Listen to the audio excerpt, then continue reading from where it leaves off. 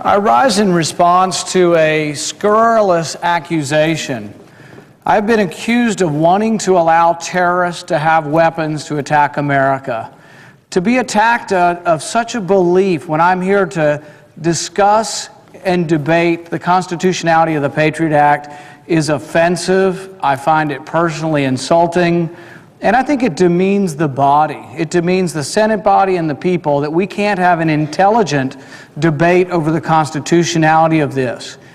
I am somehow to be told that because I believe a judge should sign a warrant that I'm in favor of terrorists having weapons. The absurdity of it, the insult of it. If one argues that judges should sign warrants before they go into the house of an alleged murderer, are you in favor of murder? Can we not have a debate on a higher plane? A debate over whether or not there should be some constitutional protections, some constitutional procedure? But to come to the floor and accuse me of being in favor of giving weapons to terrorists? The question is can our Constitution withstand? Is our Constitution strong enough that we could actually capture terrorism, capture terrorists, and protect our liberties at the same time? Should we have some rules that say before they come into your house, before they go into your banking records, that a judge should be asked for permission, that should be judicial review?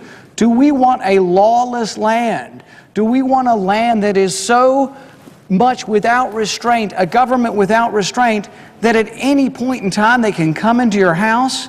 We were very worried about that. That's why our country was founded on principles such as the Fourth Amendment to protect us from an overzealous government.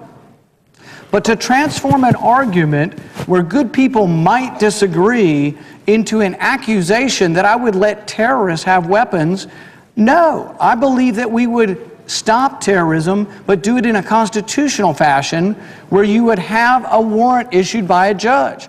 Some people say we don't have enough time to do that.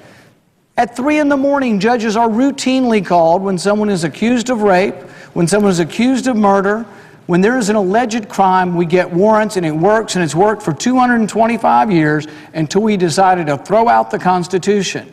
We threw out the Constitution with the Patriot Act because we changed the Constitution, not by 2/3 in this body voting for it, and not by 3/4 of the state, but by a scared 51% who threw out their liberties. They said, make me safe. I want to be safe. I'm afraid, make me safe. But they gave up their liberties.